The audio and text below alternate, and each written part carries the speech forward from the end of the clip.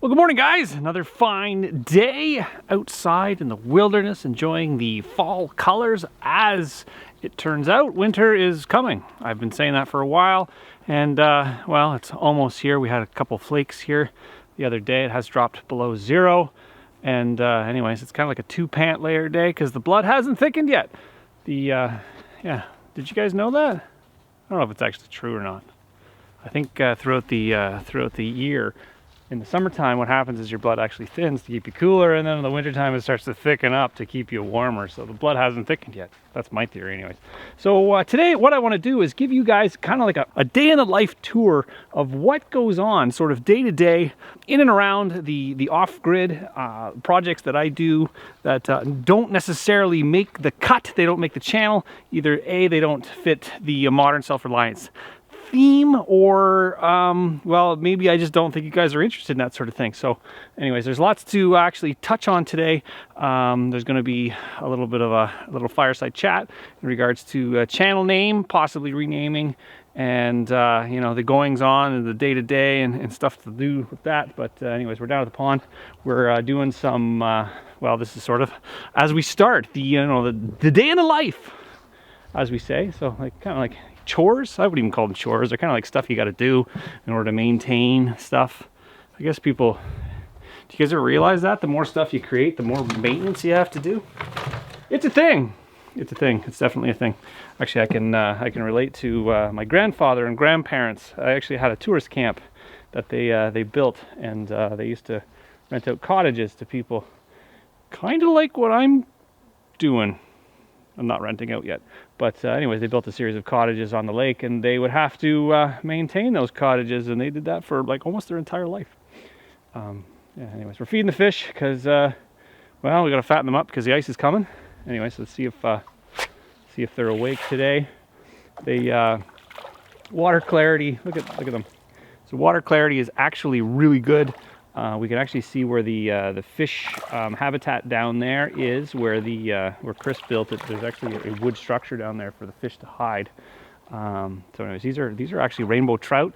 They're from Lyndon's Fish Hatchery, if you guys are looking for some fish. If you look really closely with polarized glasses, you can actually see the structure down there. So the water clarity is actually really awesome. We've been using that pond conditioner from Conder's, it was Nature's Pond Care, which is the additive that we're adding in there. So there's a little bit of pond dye, and there's a little bit of like an enzyme cleaner that maintains the water, and it's actually been exceptional. The fish aren't crazy active because the water gets colder. They start to kind of slow down and not really, you know, jump around, but they are where I just spooked them. So you can see kind of they're grabbing the food. Aeration's still working. Our solar aerator is working. You can see our wind turbine over there, which is the wind aeration. It's still just tickety-boo, ticking along. There's some monster trout in there. So the plan with these trout are to fish a lot of them out before the ice comes, and then we're going to do a little bit of an ice fishing project afterwards, and see if we can get some that way. But yeah, so far so good. I'm really liking how the clarity. Also, what happened, I think because there's been many years where we've actually been working on this pond. We haven't really let it settle and kind of acclimate to its surroundings, like the organic material didn't start growing. But as you look at the sides of the pond, you can kind of see the organic material is growing. Chris added a little bit of a kind of like a nitrogen catch over there, which is they got the bulrushes and stuff like that. We're past the first frost, so we don't. They're kind of not looking so great right now. But that is the story of life, right? The frost kills all. All right, project that we've been working on, Chris and I. Actually, we kind of sort of butted heads on this little project. It kind of ground to a very quick halt. Actually, the weather contributing factor as well. The rainy day. The rain's kind of set in. So what we have here is the start of a waterfall. It's the collection basin of the waterfall. The idea here is to take one of those IBC totes, the larger versions of the 1250 liter totes, and set it in here. And then I had my buddy Dennis make up a stainless steel trough, like a U-shaped trough. And what the idea is there is to have the aquascape pump up from the pond, collect in this little thing and then meander down the waterfall in a series of collection pools and then cascade over some beautiful rocks. Can I paint a pretty picture for you? Well, that involves a heck of a lot of work, a heck of a lot of sunny days, a heck of a lot of rock. And anyways, that's kind of the plan that we had. It kind of ground to a halt due to the weather and the incoming winter season. You never know. We might have a really good stretch of sunny days in the near future, and we'll get that project kind of underway, sort of hopefully kind of, you know, established, so in the springtime we can just flick the switch, turn it on. We have a solar array that will allow the pump to run, because that aquascape pump is like it's a beast. It throws like 8,000 gallons an hour or something like that, so it's going to be a heck of a waterfall. So here's like project number one that's been rattling around in my brain a little while. The idea here is to collect all these rocks, put them aside, and then I'll use them in the actual landscaping of the pond. Frankie, did you dig this hole? You like this hole? Did you get birds all over your head? Where were you? You were in the swamp, weren't you? Anyways, Frankie is my partner in crime. She likes to follow me around wherever I go, and then we spend the rest of the day taking birds out of her fur. Hey. Yeah, you don't care. You're like, I don't care. I don't care. I like birds in my fur. It's gonna meander here, collection area here, sort of meandering. We're gonna have some filter rock, some pea stones, some little rock, and carry on, and then gently, ever so gently, go into the pond. Now the idea is to not erode the base, so you don't really want it coming in really crazy hot and fast. We've got the liner even set up. So this is the liner. It's been sitting here. That's again from Aquascape, and that's the going to be the waterfall liner that's going to go down the thing. It's a rubber liner that keeps the water from, you know, eroding the soil, and allows all of the water that comes up goes right back down into the pond. Well, when you're in the trees all the time, you tend to deal with a lot of firewood and tree fall. This is a poplar tree or an aspen tree that well, didn't make it. It narrowly missed a number of structures. It did narrowly miss the outhouse. It's not great firewood. It's really softwood, and it takes a really long time to dry. And if you get it to dry before it rots, it doesn't last very long. The idea is to use a tank of gas and then move on. Otherwise, you get really tired and you can't move your arms. You guys remember these things that I did in the spring? These are the cloning balls that I actually purchased off of Amazon. And the idea behind it was to clip it onto a tree, and then add some cloning serum and put a little bit of dirt in the thing, and then clip it on the branch. And then what would happen is there would be roots that would propagate out of the branch. And well, I kind of looked at it after, you know, the allowed amount of time, and I said, you know, let's check it out to see if there's any roots growing. And what's really crazy about that is, well, there was no roots growing, but also it looks like it healed itself. So I don't know, I'm going to take that ball off and maybe try again in the spring time, but it looks like it healed itself. Every one of them I didn't seem to grow any roots. Like, I don't know if those are like the little nubs of roots. I don't know, maybe there's experts out there that'll tell me I didn't put enough serum, or if I didn't dig into the cambium layer deep enough to actually get the roots to come out. I don't know, it's my first time. I figured I would just try it out. I figured I would give you guys an update on that. I know a lot of stuff gets shown and then you don't ever see an update on it, so I figured I'd give you an update on that thing. It didn't work, but I am not discouraged. I will try again some other time. All right, my material update. I have my garage door. He periodically does really big jobs and swaps out panels. Now these are panels from a distribution center that I guess they opted to replace all of the dented panels and anything that was kind of slightly damaged. So he gave me 60 sections of garage door panels. They're all like 9 foot 1 inch by 24 inches wide, and there's a whole heck of a lot of those actually decorative panels, which I actually cut down and make doors out of, which are really cool. That one's fiberglass, or like some sort of plastic cover, which is kind of neat as well. I put them aside because I thought that's kind of neat. All right, project number 2, or acquisition number 2. I'm not sure if it's a project or more of a hobby. I've been collecting a lot of rocks lately, especially doing any kind of excavation around here. It seems to have a little bit of topsoil, and then you get a little bit of clay, and then you get into this stuff, which is I don't know, like ancient river rock sort of stuff. You can kind of see it's kind of neat. I don't know if it's limestone or something like that. like that guy. I don't know.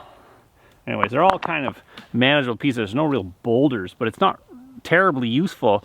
It's really useful for lining the pond, but it's not useful gravel. So the project number 2 is actually I'm acquiring a rock crusher, a jaw crushing.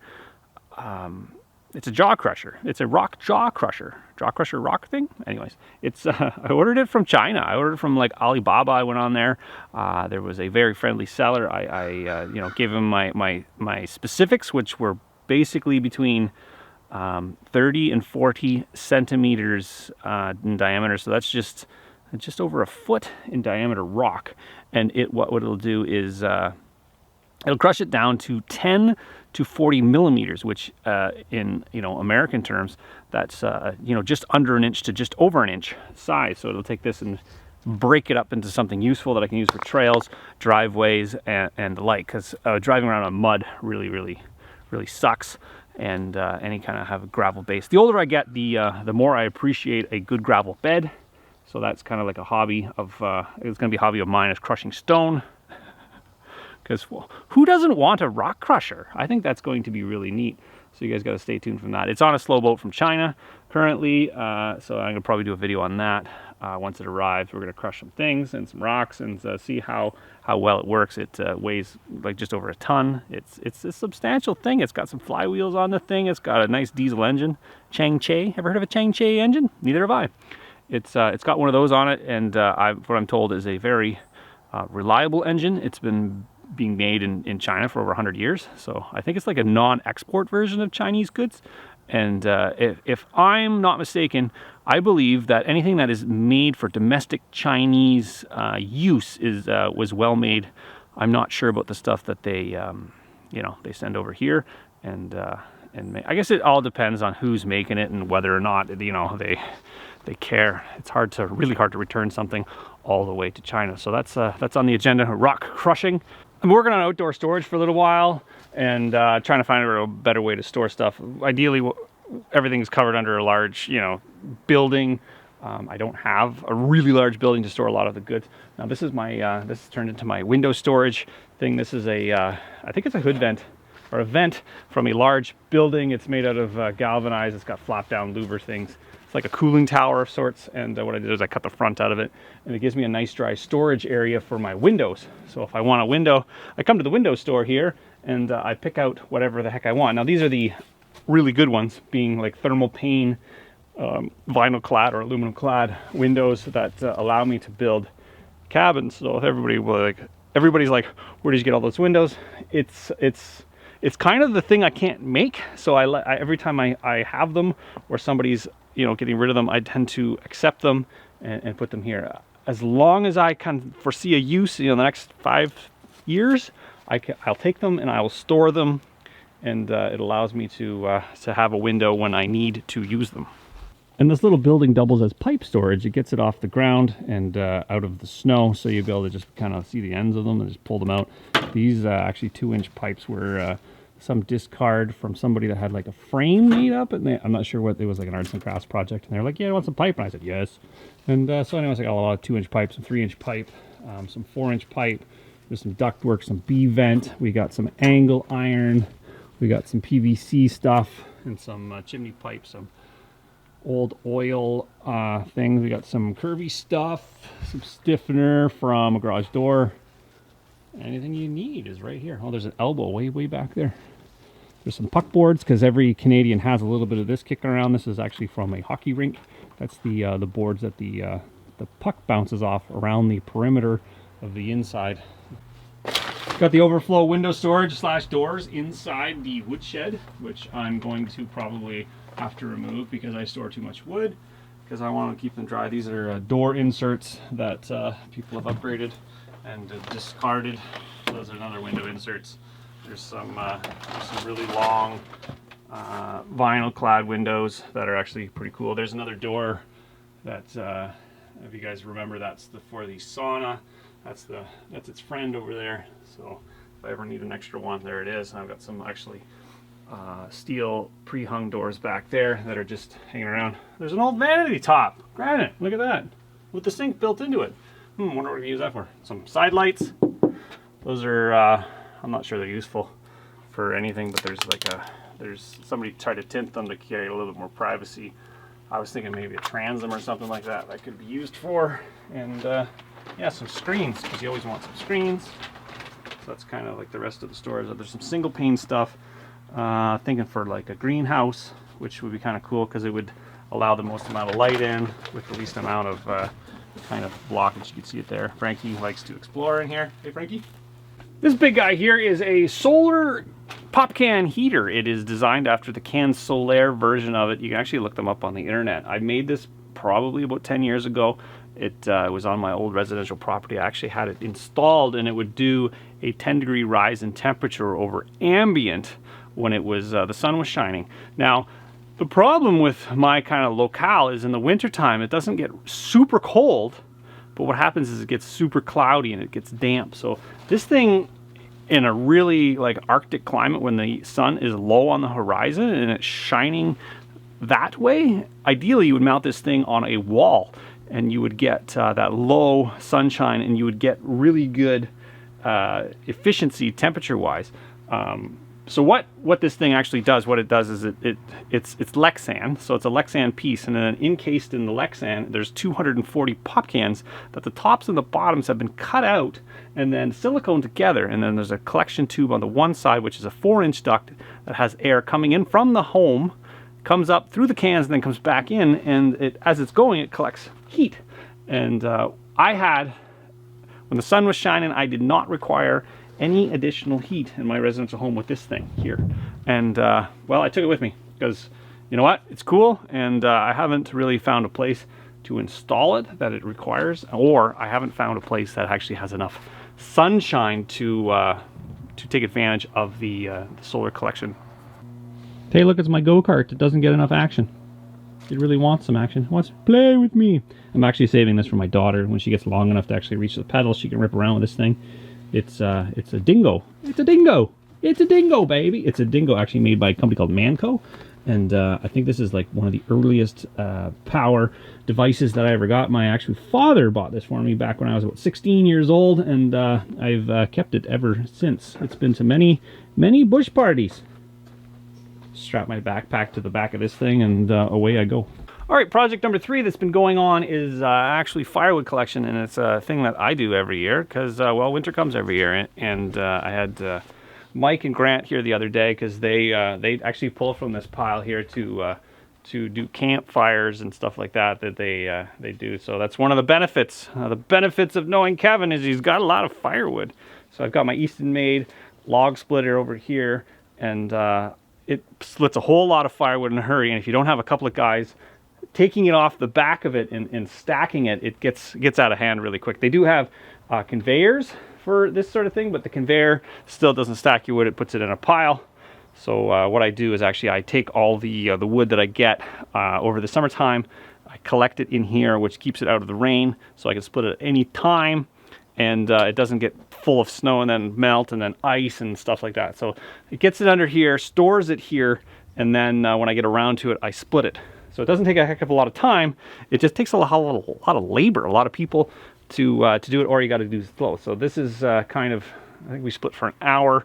We ended up getting this much area cleared. Now my plan is to actually take the wood that I've been storing outside, which I've been rather unsuccessful at sort of tarping it and making it easy to get at in the early spring or the late fall, because what happens is the snow accumulates on the tarp, melts, and then freezes solid. So you can't get it out. So you spend more time chipping the log out of the ice in order to actually split it, in order to pile it. That's no good. So I've created this sort of like a pole barn. These are the pine posts. They're like 1 foot on center, and they're beefy as heck, and they allow me to keep a lot of snow and weather off of it. And this is the beast here. This is an Easton-made 1222 splitter. It's run by gasoline, and that's got the 6-way wedge on it because I don't really care how pretty the split looks. And this does a lot of firewood in a hurry. I also have this guy over here, which is the 4-way wedge, which is the tall wedge that allows me to take care of any of the uglies. By the uglies, I mean like really big, knotty wood. You just kind of lower the wedge right down, and that allows the wedge to go through like a single wedge. Like you're splitting it once, and you can make really big pieces easily manageable. Firewood collection is never really done. It's just kind of an ongoing thing when you heat with wood. But yeah, so this is just, you know, standing dead ash that's been harvested, bucked up, and then thrown in here for later processing. Okay, so one of the fourth projects I've been working on is this old dilapidated trailer. Well, it doesn't look that dilapidated right now because I ended up changing out the actual, pretty much the entire thing, the entire structure of this thing. I actually got some old barn steel, which is some 2.5 inch really thick wall tubing, and I ended up changing it all out and re-welding everything back on, and even the tongue, and I'm in the process of throwing some trim clad on it, and yeah, so kind of metal fabrication, something I've been tinkering with, and so far so good. It's been going well. You can see I got some holes in there. I gotta fill those, but that's just in the, it's just in the fender. Who needs fenders?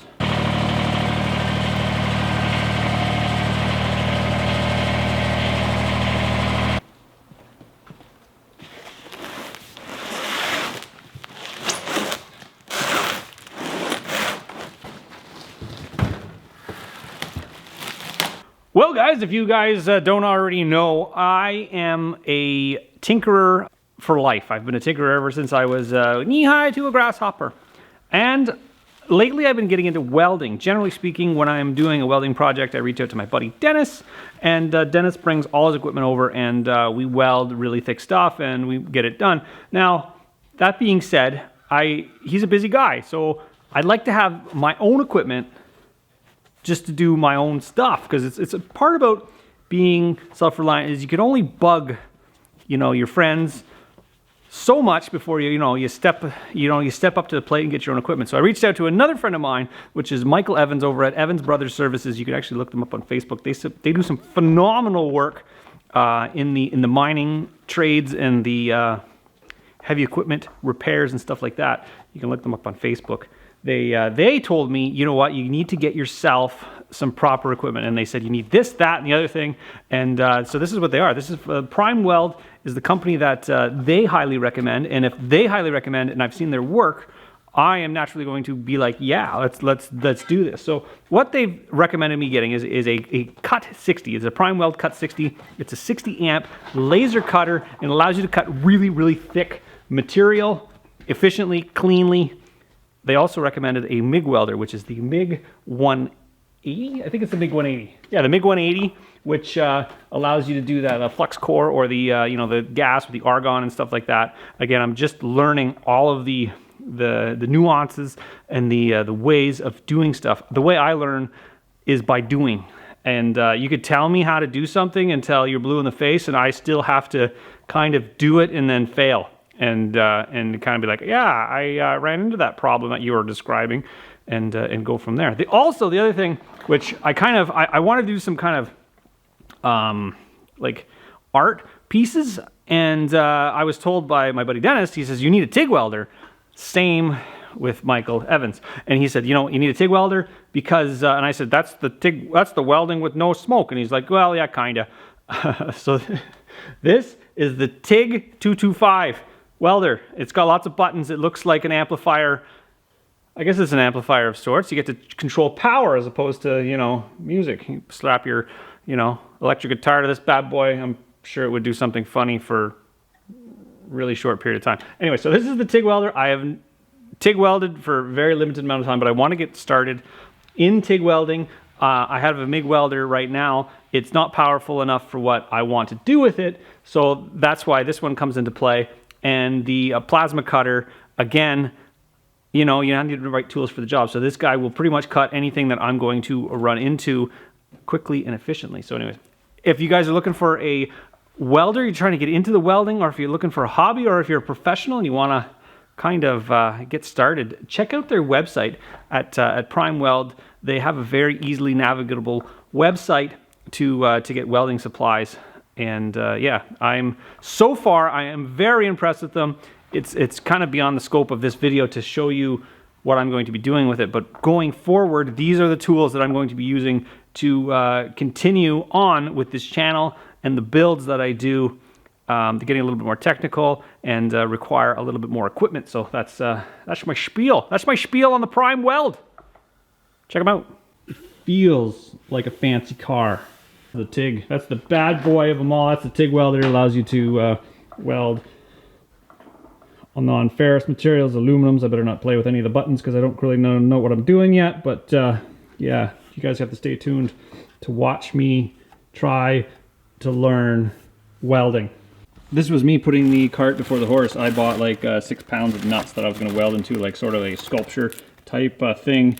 And then I was told I need a TIG welder. So that was bought like a year ago. And just sitting there. They're staring at me. These little nuts, 6 pounds of them, are staring at me to make a sculpture. Same goes for these. These are little punch outs from perforated steel. And I wanted to make a sculpture out of these as well. I've got quite a few of them. They're just like round punch outs. You can see some of that. Those are the type of the welds I was doing with this really thick walled steel stuff that I didn't have enough oomph, and I had to call in some favors to get that welded up. But that's kind of what welders, the style of welders you need to make a thick weld like that with thick metal. That's my weld actually. You can see it's kind of not the greatest, but hey, you know what? That's how you learn. Nearly coffee time, so I might as well fire up the old little wood stove and get her started. I gotta warm up the water, got the side water jacket going. This thing's been rather useful when I'm working on the sawmill. Kind of come in here, light a fire, warm up my water, and then I can have my coffee when it's coffee time. I light up both ends. I'm burning a candle at both ends. You kind of just place it in there. Especially convenient when you happen to have a sawmill laying around. You got all little tiny woods everywhere. You just kind of load her in there and nothing goes to waste ever. Alright, so we let that warm up for a little bit. Get my water all cooking. Get it boiling so we can have some coffee this afternoon. We go check on the kittens, see how they're doing. They've been growing like little weeds. They're almost ready to kind of just journey out into the nature and find some mice. That's the plan. So they can kind of come in, leave as they please, and do a little bit of work around here because you know, they've been freeloading for a little bit. Anyways, they gotta get some mice and hopefully keep them out of my wood piles because the mice tend to kind of crawl up in there and then they just kind of make a little nest and they poop and pee on everything. So that's kind of what I'm hoping to achieve, is to kind of level the playing field, so to say, to try to get them to not hang out in my wood piles. So they got their work cut out for them around here. So let's go check on them. They got a perfectly good bed and they're sleeping in the hay. Hello, how you doing? Why are you guys sleeping in the hay? You guys are sleeping in the hay and not in the box. Hey, how you doing? Hey, how you doing? Yeah. What do you think, kitty? Yes. Yeah, you guys ready to catch some mice for me? Oh, where are they going?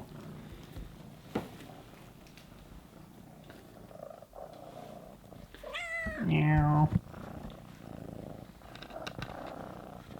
You guys climbing the walls yet? Hey, what do you think?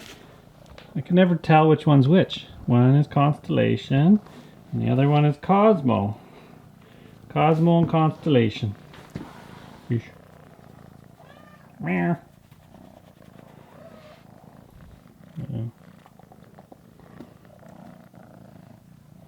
Whenever you want kitty time, you just come in here and you just hang out and they just kind of like start purring all over you. And the chickens get upset that they're not getting any attention. Oi.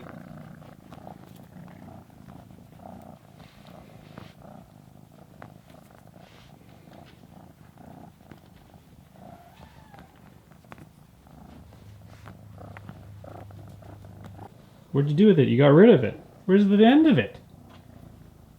Where's this toy? Eh? You just got a string. I see one. Ugh. I'm actually allergic to cats, and as long as I don't touch my face afterwards, there's one. Did you guys fart? Oh, kitty farts. Got their little motors running. You know what they're trying to? They want more food. They just like food. They would just little trash cans. You could feed them wet food all day long. That's probably why they smell so funny. Hello. Hello, little kitty. Where'd you go? Come on in. Well, I think the cats are doing just fine. Just fine. Yeah, they're almost ready. I'm waiting for kind of like a sunny day to get them out and kind of watch them run around, explore. They've found a really cool scratching post behind me that they're annihilating. Oh, that's my finger. They almost decided to post my finger. Yeah, they're scratching and climbing and doing all sorts of stuff. Frankie comes in here, and what Frankie does is he just kind of licks them. They're completely drenched little kitties, and the kitties don't seem to mind. It just looks like just quite entertaining watching the cats get completely full of Frankie booger. Frankie saliva. You guys missing Frankie saliva? All right, cats are doing fine. I'm gonna check on the eggs, make sure they're good, and yeah, let's move on. So that is a terrible quality egg. I don't know how they pooped on it so much. They hung out too long on that egg. Yeah, that one's got the crusties. Let me just pick them off. And you can see over there, I don't know if you guys can see through the coop into there. You can see there the little white chickens have made themselves a little nest down inside the coop, not in the laying boxes. It's a potential that they're not, it's not tall enough, or it's too tall to get them up to there. They've laying inside, which is not a problem. Hey, kitties, you tell them where to lay. Where the chickens are. They like, hello, hi, I'm a chicken. Hey, what do you think? Can I come get your egg? That's not even your egg. Oh, kitties want to come in. You guys get out. Out, kitties. You and the cat's getting along? I'm gonna take these eggs. Oh, look at that. That's not even a baby chicken egg. There's no chicken behind there, is there? Like, I gotta put like a little ramp so they don't nest there. Is that your egg? Hey? Oh, kitty's one in. Hey, kitty, back up. No, you can't. No chickens. All right, project number 4 is these things. I got this, I actually found them in a dumpster. This is a really large screen door, like an accordion style. There's probably like 64 linear feet of door. I think it was an old gazebo at some point, but the idea is to put this around the grain gazebo for the late spring time, because what happens is the mosquitoes come out to play. And ideally you have a spot where you can kind of hide from the mosquitoes. So this is what I'm doing, thinking for the outdoor kitchen. Well, it's just about coffee time. I'm gonna warm up my other coffee from earlier. So I didn't bring any.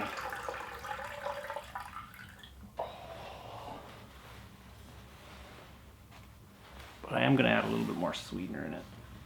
This is like ideal stuff to have. Well, it's not ideal, it's stuff to have. Coffee mate. It's not the same as the liquid stuff, but you know what? It does in a pinch. That. Especially nice to get it out of the cold, especially when it's like that fresh new cold. It hits different than midwinter. The early cold, the fall cold hits different than, let's say, like midwinter when you expect it. Like today is our first kind of snowfall of the season. Maybe I'll just keep stirring it. Maybe it'll get better if I just keep stirring my pot of unmelted whitener. Sweetener. All right, well, that just ruined coffee time, but it doesn't have to ruin our fireside chat. Okay, there's a couple of things on our agenda today, and that I want to include you guys in, because I think it's important to include you guys in any of the major decisions that happen in the channel world, in the YouTube world. I know you guys have been along for the ride for a really long time. Some of you guys have been around for 3 years. I've been around for 3 years. Isn't that crazy? 3 years. Let's just get a little closer. A little closer. So 3 years have gone by, a little over 3 years, and we've done a lot of really cool things, and we've set up the homestead really close to the way I want it. There's a couple little projects that I want to do going forward, but that being said, it's almost to the stage now where, you know, the homesteading aspect of the channel is becoming, I don't know, it's like, do I go full, you know, old man eating toast sitting around sort of enjoying homestead, or do I keep filming, the build portion of the of the homesteading? Like I like to build, so I'm a builder by trade. It's whether or not the channel goes forward as a full homesteading channel or a Kevin Builds channel. So that's kind of where I'm at now. Like even Mr. Beast when he first started, I don't even think he was called Mr. Beast at the start. It was like Mr. Ogre or something like that, and then the channel transitioned to Mr. Beast. So I'm thinking either like the Modern Self-Reliance channel turns into like a Kevin's Build Modern Self-Reliance, and it focuses more on the builds as opposed to the the talky talks and the man eating toast talking about his carrot harvest sort of thing. So yeah, that's the gist of it. I don't know what you guys think. I'd really like to see your input, because the reality is is that if I spend the effort, spend the time, and my brother spends the time to edit the video, are you guys going to watch? That's really what it comes down to. So you guys ultimately decide. Like I could film it and you guys couldn't watch it or don't watch it, and then I'm just sort of wasting my time. And that's sort of I believe a transition in most channels, is that at some point people go like, well, where are we going to go with this thing? And I don't mind filming. I think it does add a little bit of extra work to the process, but you guys do keep me company somewhat. You guys don't talk much. But yeah, it allows me to talk to myself a lot, kind of like that self-reflection. You kind of like look off in the distance and talk to yourself for a little bit every once in a while. Kind of helps you figure things out.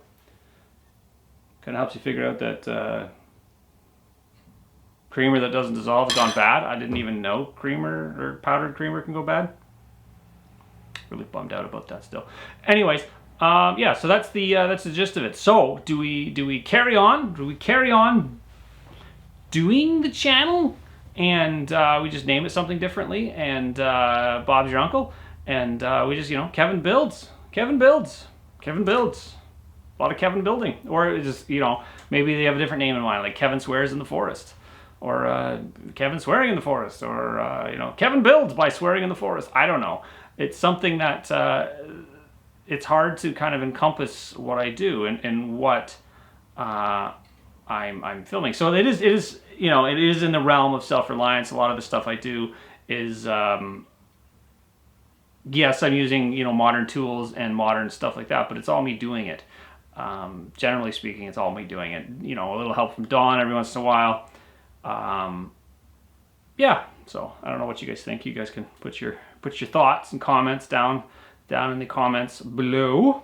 So earlier in the video, I talked a little bit about some of the projects I'm doing and some of the projects that I haven't really filmed, because I've kind of been like, does it fit the channel? Do I include this thing? Are people going to watch it? And one of the things that my brother and I talked about, because as you know, my brother edits this channel, and we talked about doing the rocket castle, and the rocket castle is essentially a project for my daughter. It's going to be her little castle. She's been asking for it. She doesn't actually know it's for her yet. So that's going to be a big surprise for her once it actually gets revealed that it is actually hers.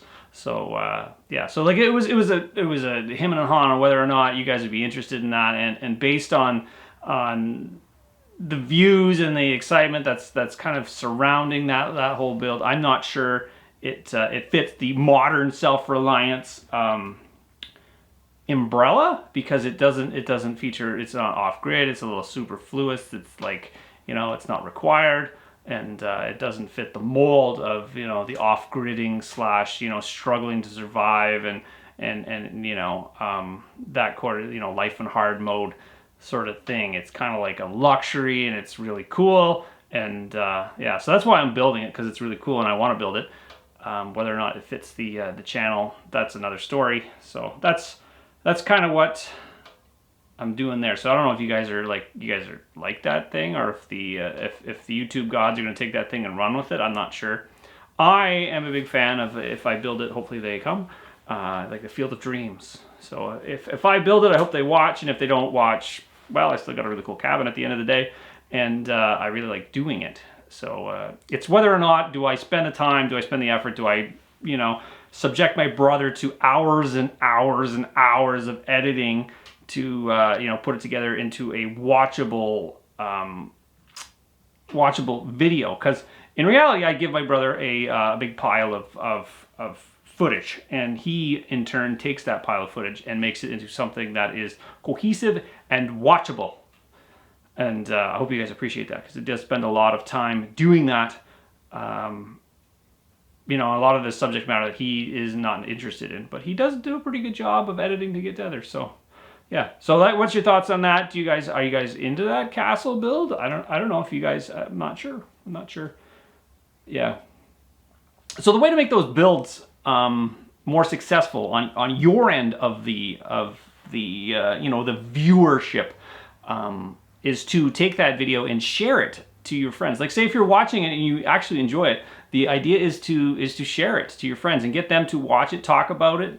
That's the only way really that it takes off. Like, it actually goes, it makes it worthwhile. And the reality of the thing is that YouTube right now isn't really paying that well. Like, they don't really, like, if I was to add up the hours spent, just videotaping, taking the channel and making videos, I would starve to death because it doesn't really make enough money to survive on. Like, there's like, it's minimum wage. I don't even think it's minimum wage. It's less than minimum wage for the amount of work it is required to maintain and create videos on an ongoing basis.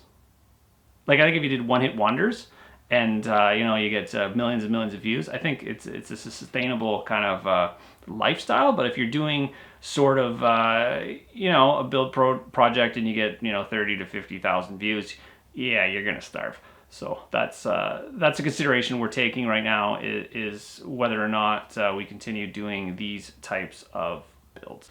All right, well, as you guys know, winter is coming, and especially in an off-grid property, there is a lot to do, a lot to kind of put away, a lot to to ensure it's accessible during the snow. We get a lot of snow around here, and a lot of the stuff that I do, the stuff that I have, needs to be accessible in the event of snow. So there is a lot of effort and time taken at this part of the year in order to get prepared for winter.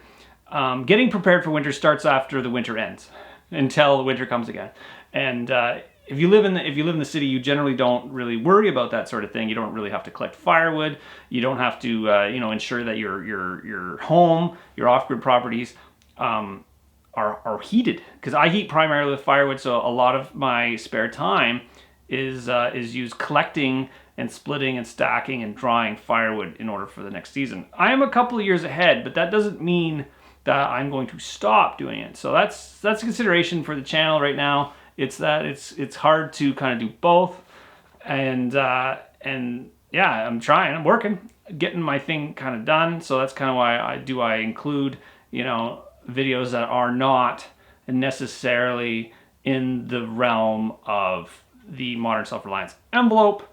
If you guys are interested in that sort of thing, I need to know whether or not you want to do it. Now, there's a couple of people that goes, you should do more videos a week. Well, in the reality is, it takes me a week to do a video. So can I do more than a video a week? I don't think so, because the projects are so detailed, they're so labor intensive.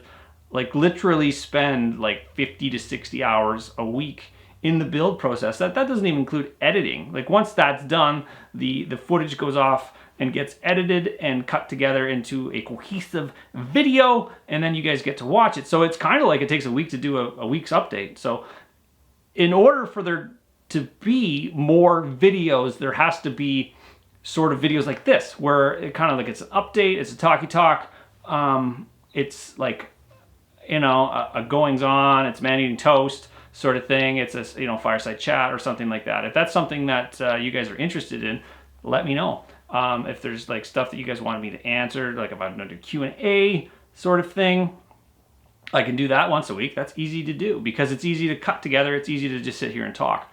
Now, a lot of very successful YouTube channels, that's all they do is talk. And I try not to be that person that just talks. I try to actually show something being done, progress being made. I am a guy who likes to see results. I like to see progress at the end of the day, something tangible. So that's where I kind of have been steering my channel. in projects, and at the end of a video you feel satisfied and you're actually like, wow, that was pretty cool. They actually got something done, as opposed to just, you know, talking. So yeah, I don't know. That's another thing.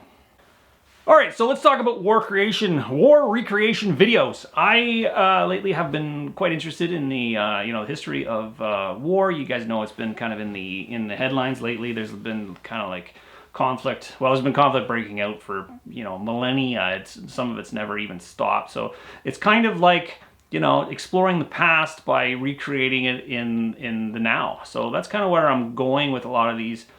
Japanese spider holes, and if you go like a Ukrainian trench, or that sort of thing, and their Bordet sort of, it's like a historical build with a modern twist, just to see if we can do it, because there's a lot of, they haven't been done so on video, for that matter. Like they're in books, textbooks, like black and white textbooks, back in the day. So I'm kind of on that sort of realm. I'm kind of going that way.